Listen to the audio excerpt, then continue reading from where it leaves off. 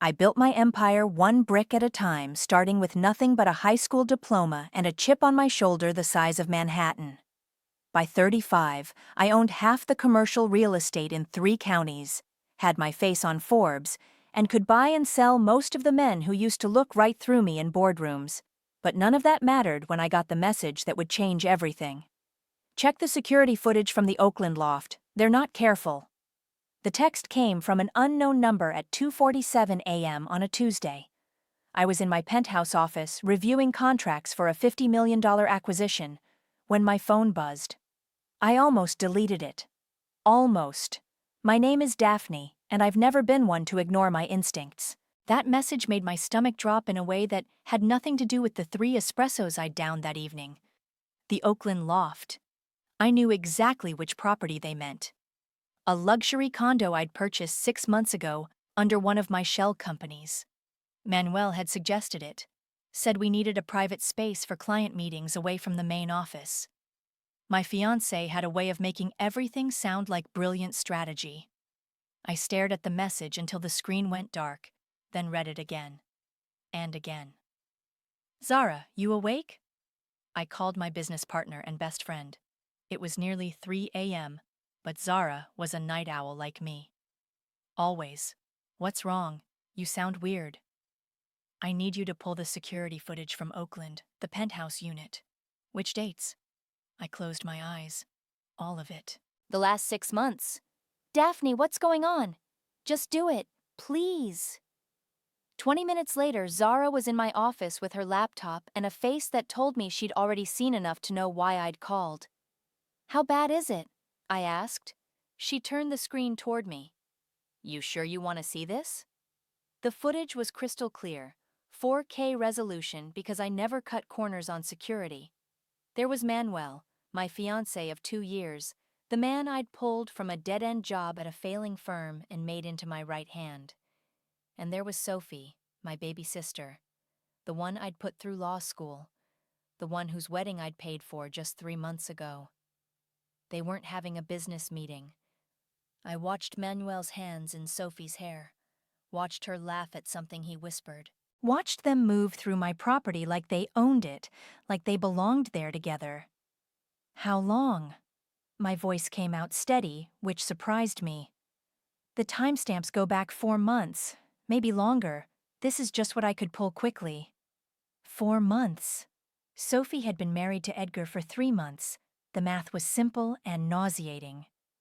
"There's more," Zara said quietly. She clicked to another file. "They're not exactly discreet. This footage was from last week. Sophie was wearing the necklace I'd given her for her birthday, a custom piece that cost more than most people's cars. Manuel was wearing the watch I'd bought him when he closed his first major deal. I felt something cold settle in my chest, replacing the shock. It wasn't heartbreak. That would come later, in private. This was something sharper, cleaner. This was rage crystallizing into purpose. "They think I'm stupid," I said. "Daphne." "They actually think I'm stupid." I stood up, pacing to the floor-to-ceiling windows that overlooked the city I'd conquered. "Sophie's been coming to family dinners, hugging me, asking about wedding plans. Manuel's been sharing my bed, talking about our future, making 5-year business projections. What are you going to do?"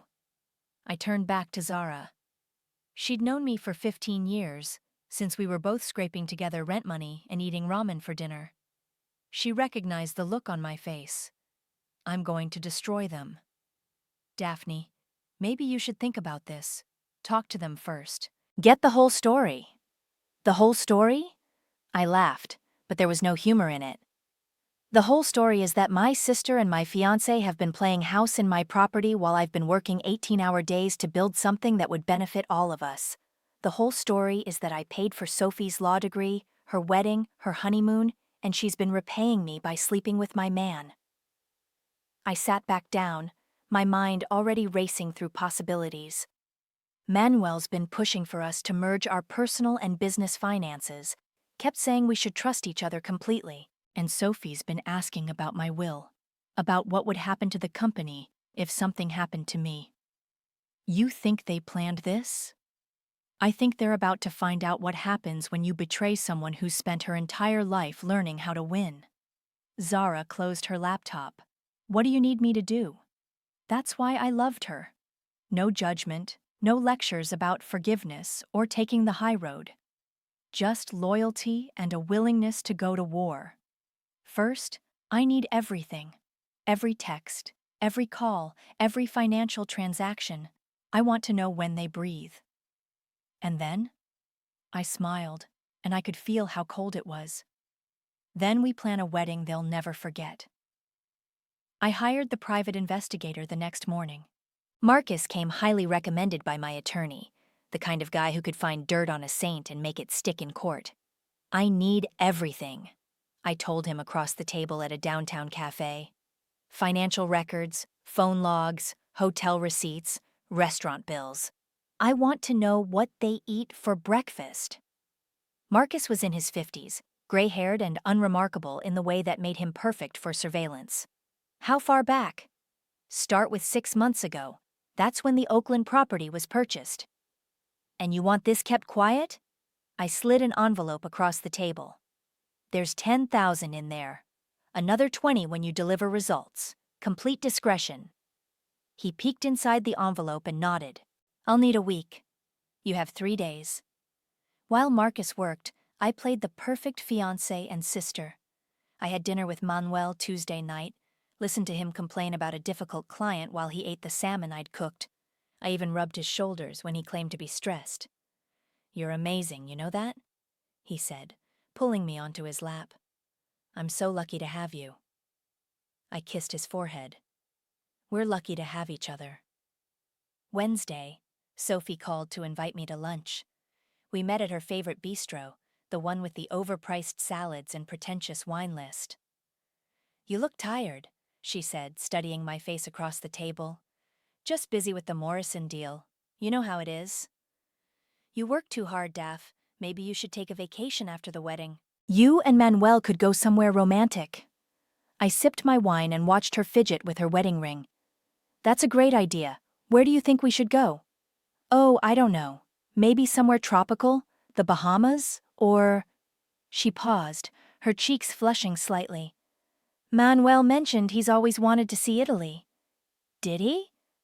I kept my voice light. When did you two talk about Italy? Oh, you know, just in passing, at Edgar's birthday party last month. Edgar's birthday party where Manuel had left early, claiming he had a work emergency. The same night Sophie had disappeared for 2 hours, saying she needed to run home for something. That's sweet of you to remember, I said. You two have gotten close. Sophie's flush deepened. Well, he's going to be my brother-in-law. I want us all to be family. We are family, Sophie. We always have been. She reached across the table and squeezed my hand. I love you, Daff. You know that, right? Everything you've done for me, everything you've sacrificed. I'll never be able to repay you. I squeezed back. Family doesn't keep score. Thursday evening, Marcus called. We need to meet, he said. I've got what you asked for, but you're not going to like it. We met at the same cafe. This time, Marcus brought a thick manila folder and a tablet. They've been careful, but not careful enough, he said, sliding the folder across the table. Credit card receipts show they've been meeting regularly for 5 months. Always the same pattern. Manuel books a hotel room. Sophie shows up an hour later. I opened the folder. Hotel receipts, restaurant bills, even parking garage tickets. A paper trail of betrayal, documented and dated. There's more. Marcus turned his tablet toward me. I got access to their text messages through a contact at the phone company. This is from last week. I read the messages, my hands steady even as my stomach churned. Manuel, can't wait to see you tonight. Wear the red dress. Sophie, Edgar's working late again. We have all evening. Manuel, after the wedding, we need to talk about our future. Sophie, I know I'm ready. Are you sure she won't suspect anything? Manuel, Daphne trusts me completely. She has no idea. Sophie, sometimes I feel guilty. Manuel, don't. You deserve to be happy. We both do. I scrolled through weeks of messages, plans to meet, complaints about their respective partners, discussions about running away together after they figured out how to access my assets. There's video too, Marcus said quietly. From the Oakland property. You want to see it? Show me. He pulled up the security footage on his tablet. High-definition video of my sister and my fiancé in the bedroom I'd furnished, on the bed I'd bought, under the roof I'd paid for. I watched for 30 seconds before I had to look away. How much do you have? Hours, different dates, different locations. They've been using your properties like their personal love nest. I closed the folder and pushed it back toward him. I need copies of everything, digital and physical. What are you planning to do? I stood up, leaving cash on the table for my untouched coffee. I'm planning to give them exactly what they deserve. That night, I sat in my office with all the evidence spread across my desk: photos, receipts, transcripts, video files, a complete record of their betrayal. I called Zara. It's worse than we thought, I said when she answered. How much worse? They're planning to leave their spouses. Manuel's been moving money into offshore accounts. Sophie's been researching divorce lawyers. Jesus, Daphne, I'm so sorry. Don't be sorry. Be ready. I looked at my calendar. The wedding is in 10 days. We're going to make it a day no one forgets. What do you need me to do? I smiled in the darkness of my office. Help me plan the most memorable wedding ceremony in history. The next morning, I called Athena. She was a journalist who'd covered my rise in real estate for several publications, and we developed a professional friendship over the years. More importantly, she had connections everywhere and knew how to make stories go viral. Daphne, what a pleasant surprise, she said when she picked up. What can I do for you? I have a story for you, exclusive, but I need you to sit on it until I give you the green light. What kind of story? The kind that breaks the internet. Corporate fraud, family betrayal, adultery. All the ingredients for a perfect scandal. There was a pause. Are you the subject or the source? Both. I'm listening. I gave her the basics, enough to hook her interest without revealing my full plan. I'll send you everything next week. Photos, documents, video evidence, but you can't publish until I say so. This sounds personal, Daphne. It is, but it's also news. Trust me. After hanging up with Athena, I drove to the wedding venue. The seaside resort had been booked for 8 months, a beachfront location with panoramic ocean views. I'd paid for everything: the flowers, the catering, the photographer, even the string quartet. Ms. Daphne! The wedding coordinator, Maria, rushed over with her clipboard. Perfect timing. I wanted to go over the final details. Actually, I need to make some changes. Maria's smile faltered. Changes? The wedding is in 9 days. I need you to install a projection system behind the altar. Large screen, professional quality, and I'll need access to the sound system. A projection system? For what? Surprise video montage. You know how grooms love their sentimental slideshows. Maria looked uncertain, but nodded. I'll see what I can arrange. Money's no object, whatever it costs. Next, I visited my attorney, Richard. His office was in a glass tower downtown, the kind of place that charged by the minute and delivered results. I need to restructure the company, I told him, settling into the leather chair across from his desk. What kind of restructuring? I slid a document across his desk. Manuel currently holds 20% equity in Howard Properties. I want that changed to non-voting shares, effective immediately. Richard reviewed the paperwork. This is aggressive. He'll notice when the quarterly reports come out. The quarterly reports come out next month. The wedding is next week. Daphne, what's going on? I'm protecting my assets. Can you make it happen or not? I can make it happen, but if Manuel challenges this, let him try. That afternoon, Zara and I met at my house to plan the technical details. She'd brought her laptop and a bag of equipment that looked like it belonged in a spy movie. "The venue has Wi-Fi, but we can't rely on it for something this important," she said, connecting cables to a small black box. "I'm setting up a dedicated hotspot. This baby can stream 4K video to 100 devices simultaneously." "How long will the upload take?" "With the files Marcus gave us? About 6 hours. I'll start tonight and have everything ready by morning." I opened a bottle of wine and poured 2 glasses. "Are you sure about this, Zara? Once we do this, there's no going back." She took a sip and looked at me seriously. "They betrayed you, Daphne. Your own sister and the man you were going to marry. They deserve whatever's coming. It's going to get ugly, really ugly. Good. Maybe other people will think twice before stabbing you in the back." Friday evening, Manuel came over for dinner. I'd made his favorite, steak with garlic potatoes. We sat on my terrace overlooking the city, sharing a bottle of expensive wine. "I've been thinking about our vows," he said, cutting into his steak. "What about them?" "I want to write my own. Something personal, you know? From the heart." I nearly choked on my wine. "That's sweet, Manuel. I'd love that." "What about you? Are you writing your own?" "I've been working on something special. I think it'll surprise everyone." He reached across the table and took my hand. "I love you, Daphne. I know I don't say it enough, but you're everything to me. You saved my career, gave me a future. I'll never forget that." I squeezed his hand and smiled. "I'll never forget it either." Saturday, Sophie called in tears. "Daphne, I need to talk to you. Can you come over?" I found her at her apartment, pacing the living room while Edgar was at work. "What's wrong?" "I think Edgar suspects something."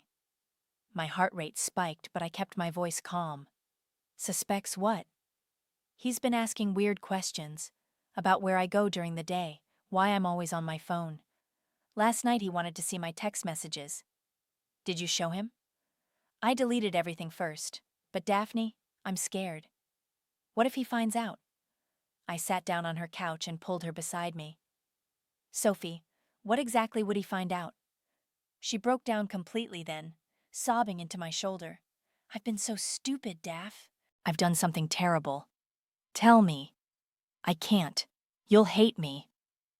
I rubbed her back like I used to when we were kids and she'd had nightmares. "I could never hate you, Sophie. You're my sister.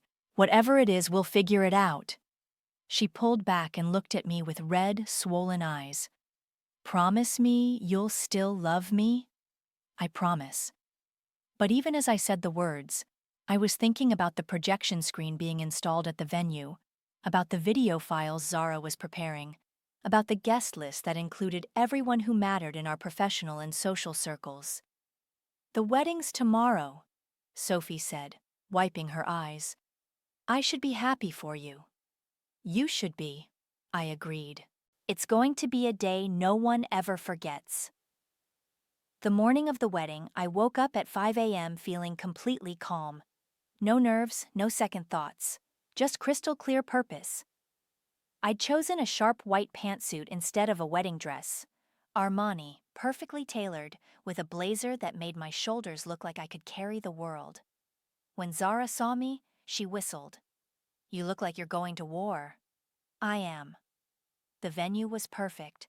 White chairs arranged in neat rows facing the ocean. An altar decorated with roses that cost more than most people's rent. The projection screen was hidden behind a wall of flowers, invisible unless you knew where to look. Guests started arriving at 2 p.m. I watched from the bridal suite window as cars pulled up.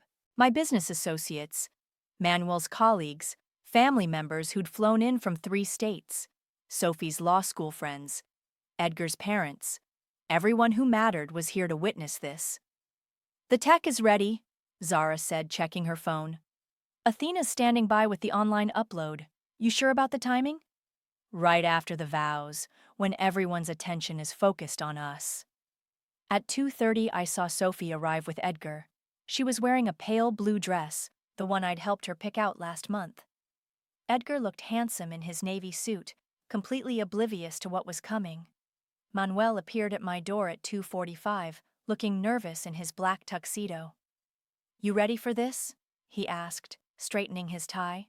I've never been more ready for anything in my life. The ceremony began at 3 p.m. sharp. I walked down the aisle alone, no father to give me away, no bridesmaids trailing behind. Just me, moving toward my future with steady steps. The officiant, a friend of Manuel's from college, smiled as I reached the altar. "Dearly beloved, we are gathered here today to witness the union of Manuel and Daphne." I barely heard the opening words. I was watching the faces in the crowd. Sophie sat in the third row, fidgeting with her purse. Edgar had his arm around her, completely relaxed. My business partners filled the front rows, along with clients who'd become friends over the years. "Manuel has chosen to write his own vows," the officiant announced. Manuel turned to face me, pulling a folded paper from his jacket pocket. "Daphne, when I met you 3 years ago, I was lost. You didn't just give me a job, you gave me a purpose. You believed in me when no one else would." Several people in the audience made soft, awe sounds. "You're brilliant, driven, and absolutely fearless. You've built an empire, and somehow you chose to share it with me. I promise to be worthy of that trust. I promise to stand by your side as we build our future together." He paused, his voice getting emotional. "I promise to love you, honor you, and never betray the faith you've placed in me." The irony was so perfect I almost laughed. "Daphne?" the officiant prompted. "Your vows?" I reached into my jacket and pulled out my own piece of paper. But instead of unfolding it, I looked directly at Sophie. "I also wrote my own vows," I said, my voice carrying clearly across the beach. "But first, I have something to share with everyone." I nodded to Zara, who was standing near the back with a small remote control. The wall of flowers behind the altar split apart, revealing the massive projection screen. A collective gasp rose from the crowd as the screen flickered to life. "To my family and friends," I said, my voice steady and clear. "I believe in truth. I believe in loyalty. And I believe you should all see exactly who you're celebrating today." The video began playing, crystal clear footage from the Oakland loft. Manuel and Sophie entering together, his hand on her back. Sophie laughing at something he whispered in her ear. Manuel kissing her neck as she unlocked the door. The gasps turned to shocked murmurs. I heard someone say, "Oh my God," and another person whisper, "Is that Sophie?" The video cut to another scene. The bedroom. Sophie wearing the necklace I'd given her for her birthday. Manuel's hands in her hair. "Turn it off," Sophie screamed, jumping to her feet. "Turn it off right now." But the video kept playing. Weeks of footage, different dates, different outfits, same betrayal. Edgar stood up slowly, his face white as paper. "Sophie, what is this?"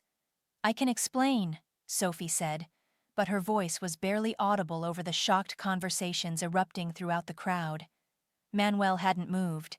He stood frozen at the altar, staring at the screen like he couldn't believe what he was seeing. The video ended, and I picked up the microphone the officiant had dropped. "These recordings were taken over the past 4 months at properties I own," I announced to the stunned crowd. "The woman you see is my sister Sophie, who's been married to Edgar for 3 months. The man is Manuel, my fiancé and business partner." Sophie collapsed back into her chair, sobbing. Edgar was backing away from her like she was radioactive. "I want to thank you all for coming today," I continued. "I know this isn't the wedding you expected, but it's exactly the one they deserved." I folded my vows and put them back in my pocket. "To family," I said, raising an imaginary glass, "may you always know who's stabbing you in the back." The beach erupted in chaos. People were shouting, phones were out recording everything, and somewhere in the crowd, I heard Edgar's mother screaming at Sophie. Manuel finally found his voice. "Daphne, please let me explain." "Explain what, exactly?" I stepped closer to him. "Explain how you've been using my properties to sleep with my sister. Explain how you've been planning to leave me after you figured out how to steal my company." His face went gray, How did you? I know everything, Manuel. Every hotel room, every lie, every plan you two made for your future together. I turned to address the crowd one final time. The bar is still open, and dinner will be served as planned. Consider it my gift to you for witnessing the truth. Then I walked back down the aisle, leaving my sister sobbing and my ex-fiancé standing alone at the altar, while 200 guests watched in stunned silence. Zara fell into step beside me as we reached the parking lot. "How do you feel?" she asked. I smiled, and for the first time in weeks, it was genuine. Like I just took out the trash. By Monday morning, the video had gone viral. Athena had released it online exactly 2 hours after the ceremony, and by Sunday night it had 3 million views across all platforms. My phone hadn't stopped ringing. Reporters, friends, business contacts, even strangers who'd somehow gotten my number. I'd turned it off and was working from my home office when Zara arrived with coffee and a stack of newspapers. "You made the front page of 3 papers," she said, spreading them across my desk. "And not just the gossip sections. Business journals are covering it too." The headlines were brutal. "Real estate mogul exposes sister's affair at own wedding," and "The revenge wedding that broke the internet." How's the company responding? Phones are ringing off the hook. Half the calls are from reporters, but the other half are potential clients. Apparently, people respect someone who doesn't take betrayal lying down. My doorbell rang. Through the security camera, I saw Sophie standing on my doorstep, looking like she hadn't slept in days. "Should I let her in?" Zara asked. "Might as well get this over with." Sophie burst through the door the moment I opened it, her eyes red and swollen from crying. "You destroyed my life," she screamed. "How could you do this to me? I'm your sister." "You were my sister," I said calmly. "Sisters don't sleep with each other's fiancés. It wasn't supposed to happen, it just did." "For 4 months? That's a long just happened, Sophie." She collapsed onto my couch, sobbing. "Edgar left me. He won't even talk to me. His parents are threatening to sue me for emotional distress." "What did you expect?" "I expected you to handle this privately, to talk to me first, not to humiliate me in front of everyone we know." I sat down across from her. "The same way you handled sleeping with Manuel privately? The same way you talked to me before you started using my properties as your personal love nest?" "That's different." "How?" She couldn't answer that. Instead, she wiped her nose on her sleeve and looked at me with desperate eyes. "The law firm rescinded their job offer. They said they can't have someone with questionable moral character representing their clients." "That's unfortunate." "Unfortunate?" Her voice cracked. "Daphne, I have nothing left. No husband, no job, no future. And it's all because of what you did. It's all because of what you did. I just made sure everyone knew about it." My phone buzzed with a text from Richard, my attorney. "Manuel's requesting an emergency meeting. Says he has information about company finances you need to hear." I showed the text to Zara, who raised an eyebrow. "What do you think he wants?" Sophie asked, reading over my shoulder. "Probably to beg for mercy," I said, "or to try some last-ditch manipulation." But I was wrong. Manuel arrived at my office that afternoon with his own attorney, a sharp-dressed woman named Patricia, who looked like she ate corporate executives for breakfast. "Thank you for seeing us," Patricia said, settling into the conference room chair. "My client has some concerns about recent changes to company structure." "What changes?" I asked, though I knew exactly what she meant. Manuel finally spoke up. "You changed my equity shares without my knowledge. That's breach of contract. I protected my company from a partner who was stealing from me. I never stole anything." I slid a folder across the table. "Unauthorized use of company properties for personal activities, misrepresentation of business expenses. And this is interesting. You've been moving company funds into offshore accounts." Manuel's face went white. "Those were legitimate business investments." "In shell companies you created without board approval? Companies that happen to be incorporated in countries with no extradition treaties? Patricia leaned forward. What are you alleging exactly? I'm alleging that your client has been embezzling company funds while planning to flee the country with my sister. That's insane. I opened another folder. Bank records, wire transfers, incorporation documents. Should I continue? The room went silent. Manuel stared at the documents like they were written in a foreign language. Here's what's going to happen, I continued. Manuel will resign from the company immediately, forfeit all equity, and repay every cent he's stolen. In exchange, I won't press criminal charges. And if he refuses? Patricia asked. Then I call the FBI. Financial fraud, money laundering, conspiracy. The charges will keep him busy for the next decade. Manuel slumped in his chair. Daphne, please. We can work this out. What we had was real. What we had was a business relationship that you destroyed the moment you decided to betray me. I loved you. You loved my money, loved my... There's a difference. After they left, Zara poured herself a drink from the bar in my office. Think he'll sign? He'll sign. He's not stupid enough to go to prison for Sophie. My phone rang. It was Athena. Daphne, I need to ask you something, and I want you to be honest with me. What? Are you okay? I mean, really okay? Because what you did yesterday? It was brutal. Effective, but brutal. I looked out my office window at the city skyline. I'm fine, Athena. People are calling you everything from a feminist icon to a psychopath. The internet is split down the middle. What do you think? I think you're a woman who got betrayed and decided to fight back. But I also think revenge like this comes with a cost. Everything comes with a cost. What's your cost going to be? I hung up without answering, but her question stayed with me. What was my cost going to be? That evening, alone in my penthouse, I poured myself a glass of wine and sat on my terrace. The city sparkled below me, millions of lights representing millions of lives, millions of stories. My phone buzzed with a text from an unknown number. Saw the video. Impressive work. We should talk. Jay. I stared at the message, wondering who Jay was and what they wanted. But for the first time in days, I felt curious instead of angry. Maybe Athena was right about costs, but maybe some costs were worth paying. The mysterious Jay turned out to be Juliet, a venture capitalist I'd heard of but never met.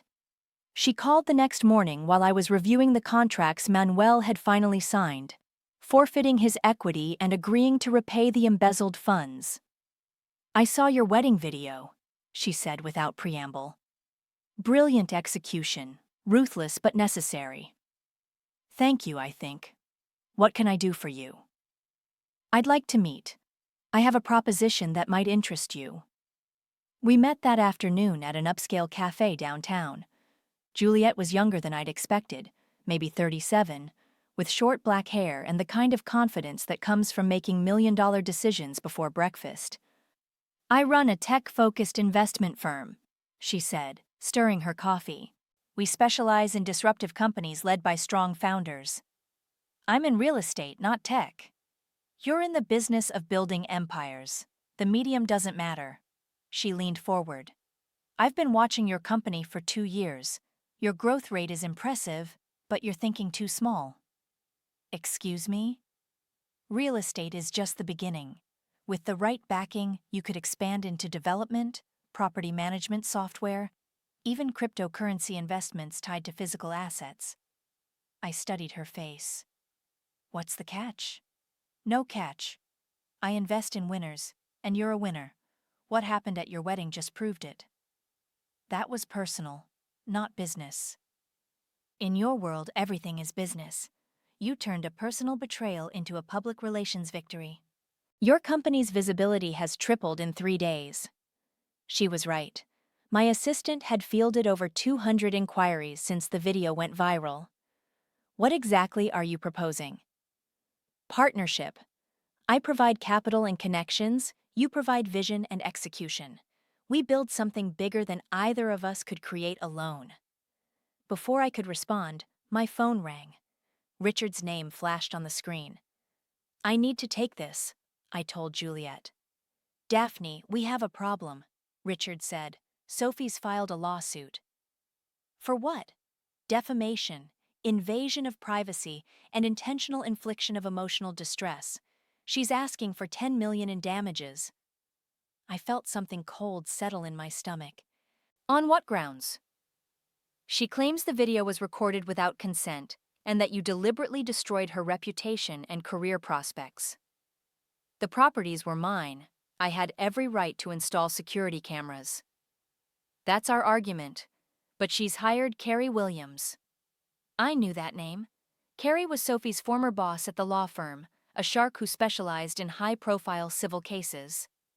This is going to get ugly, Richard continued, and expensive. After I hung up, Juliet raised an eyebrow. Legal troubles? My sister's suing me. Family lawsuits are the worst kind. They never really end, even when you win. Speaking from experience? My brother sued me when I bought out his share of our family's restaurant chain.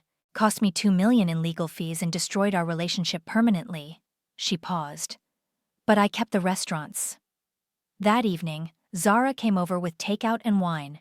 We sat in my living room, going through the legal documents Richard had sent over. Carrie's good, Zara said, reading Sophie's complaint. She's arguing that you used your superior resources and business connections to orchestrate a campaign of public humiliation. I exposed the truth. That's not how she's framing it. Look at this. Zara pointed to a paragraph in the filing. She's claiming you psychologically manipulated Sophie into the affair as part of a long-term plan to destroy her. That's insane. Is it? You did pay for her law school, her wedding, set her up with job connections. Carrie's going to argue you created a pattern of dependency and then used it against her. I poured myself another glass of wine. So what's our strategy? Richard thinks we should settle. Offer her $1 million to go away quietly. Absolutely not. Daphne, this could drag on for years. And even if we win, the legal costs? I'm not paying Sophie a dime for sleeping with my fiancé. My phone buzzed with a text from an unknown number. Saw the news about the lawsuit. Still want to talk? Jay. I showed it to Zara. Juliet, the investor I met today. What did she want? To partner with me, expand the business. Interesting timing. The next morning brought more bad news. 3 of my biggest clients had pulled their contracts, citing concerns about ongoing legal issues and negative publicity. It's temporary, my assistant assured me. Once this blows over. What if it doesn't blow over? I asked. That afternoon, Manuel's attorney called with another surprise. My client is filing a countersuit, Patricia announced during our conference call. He's claiming you orchestrated the entire scandal to force him out of the company illegally. He embezzled money. He made investments you disagreed with. There's a difference. Those investments were unauthorized. The company bylaws give partners discretion over investment decisions under $50,000. Every transfer he made was under that threshold. I looked at Richard, who was frantically flipping through documents. She's right, he whispered. Technically, he didn't break any rules. So what's he asking for? Full reinstatement as partner, plus damages for defamation and lost income. After the call ended, I sat in my office staring at the city skyline. 2 lawsuits, fleeing clients, and a business partner who might actually have legal grounds to reclaim his position. Zara knocked on my door. There's someone here to see you. Says her name is Carrie.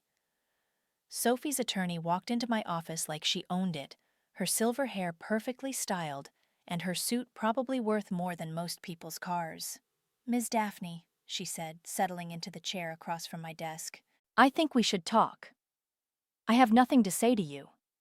I think you do, because right now you're facing 2 separate lawsuits that could cost you everything you've built. Get to the point.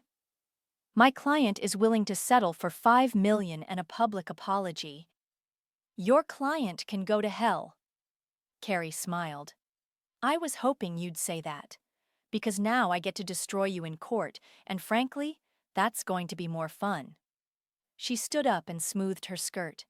See you in depositions, Ms. Daphne. I hope you're ready to explain to a jury why you thought public humiliation was an appropriate response to a private family matter. After she left, I called Juliet. Still interested in that partnership? I asked. More than ever. When can we meet? Tonight. And Juliet? I hope you meant what you said about investing in winners. Why? Because I'm about to find out if I really am one. The deposition started 3 weeks later. Carrie had turned the conference room into a battlefield with cameras, court reporters, and enough legal documents to fill a small library.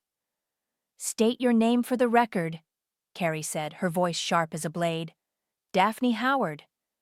And you're the defendant in both cases we're discussing today? I'm the victim who refused to stay quiet. Richard kicked me under the table. We'd rehearsed this. Stick to facts. Don't get emotional. Don't give Carrie ammunition. Let's talk about your relationship with your sister Sophie, Carrie continued. You paid for her education, correct?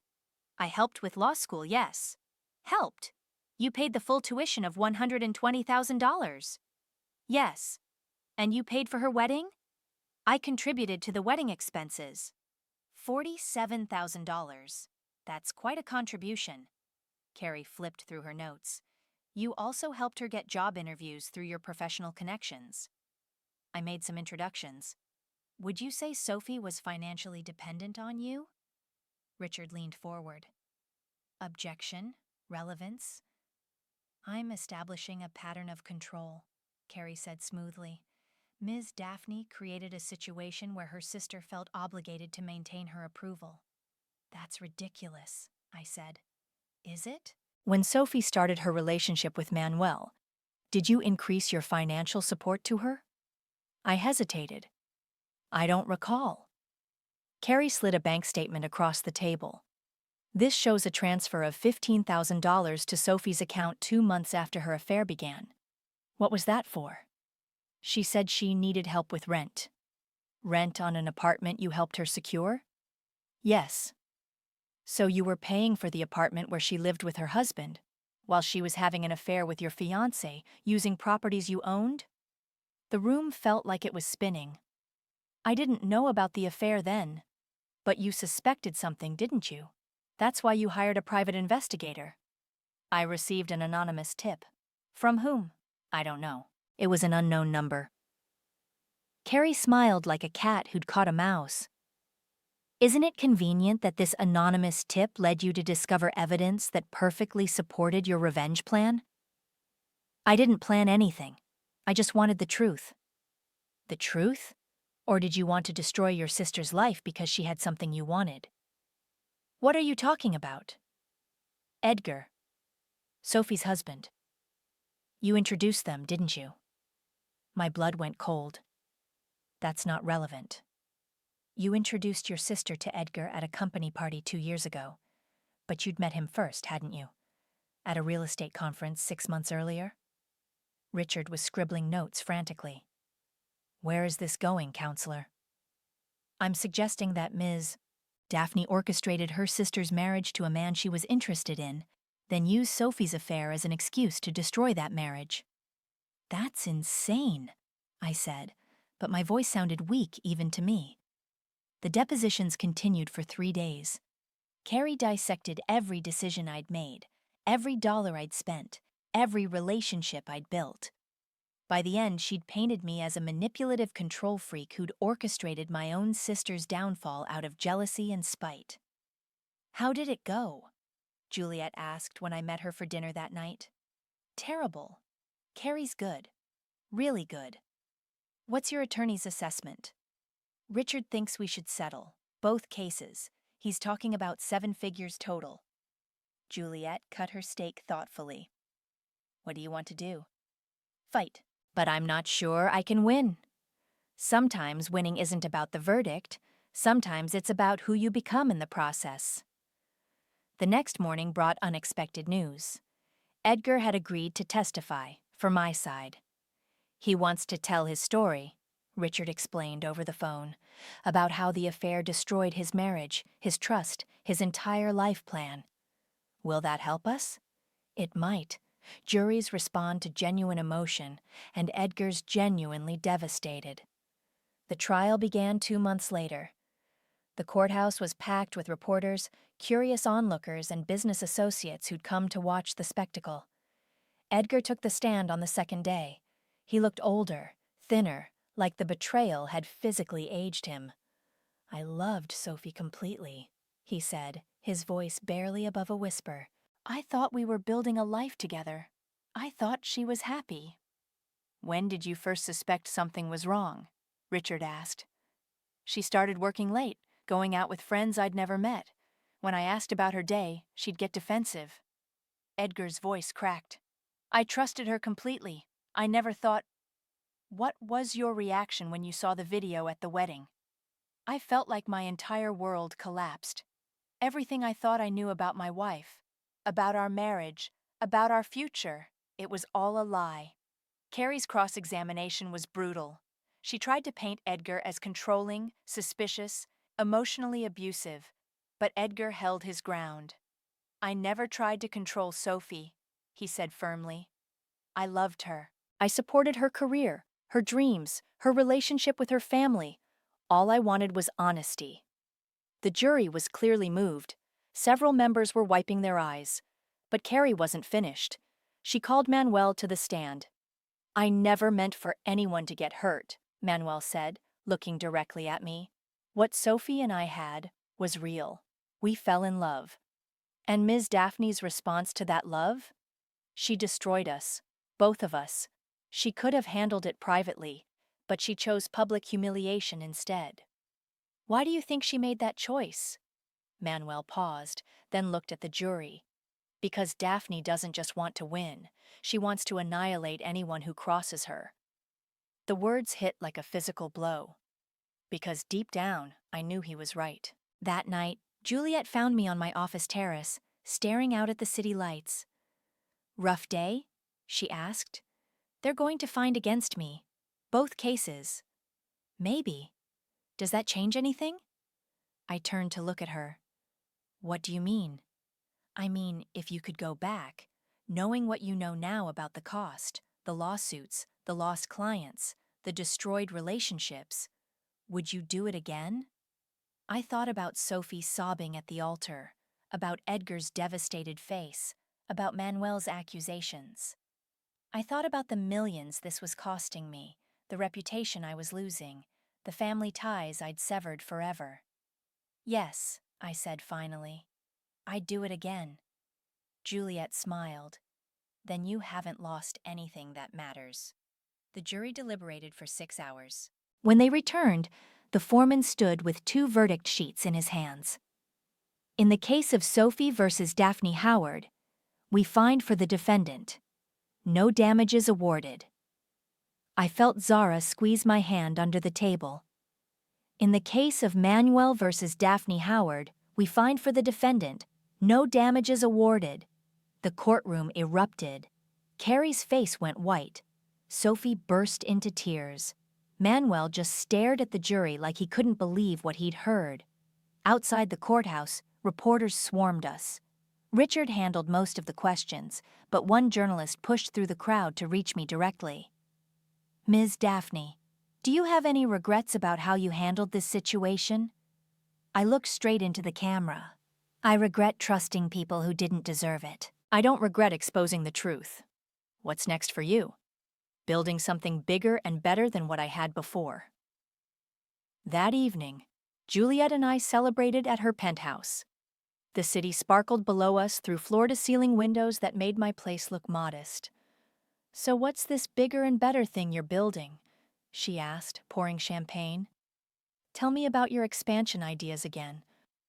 We talked until 3 a.m. By dawn, we'd outlined a partnership that would triple my company's value within 2 years. Real estate was just the foundation. We'd build property management software, develop sustainable housing projects, even create a cryptocurrency backed by physical assets. "There's one condition," Juliet said as we shook hands on the deal. "What's that?" I want you to be more than my business partner. I looked at her, really looked at her, for the first time since we'd met. The sharp intelligence in her eyes, the confidence in her smile, the way she'd stood by me through the trial without asking for anything in return. I'm not sure I'm ready for that, I said honestly. I'm not asking you to be ready. I'm asking you to be open to the possibility. 3 months passed. The business partnership with Juliet exceeded every projection we'd made. My company's stock price doubled.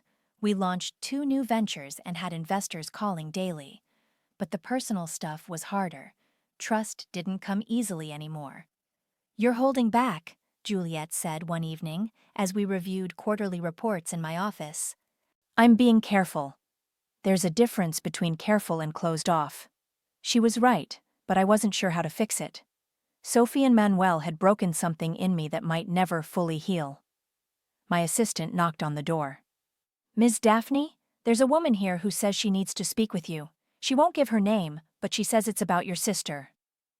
I looked at Juliet, who shrugged. Send her in. The woman who entered was in her 50s, well-dressed but nervous. She clutched a manila envelope like it contained state secrets. Ms. Daphne, my name is Patricia. I worked for Carrie Williams. Carrie, Sophie's attorney. What can I do for you? Patricia glanced at Juliet, then back at me. I have information you need to see. About your sister's case. She opened the envelope and pulled out a stack of documents. Carrie fabricated evidence, the bank records she showed during depositions. They were altered. The timeline of your financial support to Sophie? Manipulated. I stared at the papers. Why are you telling me this? Because I couldn't live with what she did. You won the case anyway, but you deserve to know the truth. Why now? Patricia's voice dropped. Carrie's been disbarred. The state bar found out about other cases where she'd falsified evidence. Everything's coming out. After Patricia left, Juliet and I sat in stunned silence. So Sophie's attorney was crooked, Juliet said finally. Which means Sophie knew. She had to know. Does it matter now? Before I could answer, my assistant buzzed in again. Ms. Daphne, your sister is here. Sophie walked in wearing a server's uniform, black pants, white shirt, hair pulled back in a ponytail. She looked exhausted. I heard about Carrie, she said without preamble. Did you know? Sophie's shoulders sagged. I suspected. Some of the things she claimed to have found. I knew they weren't real. And you went along with it anyway. I was desperate, Daphne. I'd lost everything. My marriage, my career, my reputation. I thought if I could just get some money from you, I could start over somewhere else. So you tried to steal from me twice. I never meant for it to go that far. The affair with Manuel, it just happened. We were both unhappy, and we found comfort in each other. Comfort that cost me millions in legal fees and nearly destroyed my company. Sophie's eyes filled with tears. I know I can never make this right. You're right, you can't. She nodded and turned to leave, then stopped at the door. For what it's worth, I'm sorry, not for getting caught, for doing it in the first place. Sophie. She turned back. Don't contact me again. Ever. She nodded once and left. Juliet moved closer to me. How do you feel? Empty, but also free. Free enough to try something new? I looked at her, this brilliant, loyal woman who'd stood by me through the worst period of my life without asking for anything in return. Ask me again in 6 months, she smiled. I can wait. Good, because I'm worth waiting for. Yes, she said, kissing me softly. You are. Outside my office window, the city hummed with life and possibility. I'd lost a sister and a fiancé, but I'd gained something more valuable. The knowledge that I could survive anything. That I could be betrayed, sued, publicly humiliated, and still come out stronger. My phone buzzed with a text from an unknown number. Saw the news about Carrie. You think it's over? I showed it to Juliet, who raised an eyebrow. Sophie? She asked. Probably. Are you worried? I deleted the message and put my phone away. I'm not scared anymore. Of Sophie, of betrayal, of anything. I know exactly who I am now. And who's that? I smiled, looking out at the empire I'd built and nearly lost and built again. Someone who doesn't forgive. Someone who doesn't forget. Someone who wins. That sounds lonely. It would be, if I were alone. I took Juliet's hand and squeezed it. The future stretched ahead of us, uncertain, challenging, but mine to shape. And this time, I'd be more careful about who I trusted with it.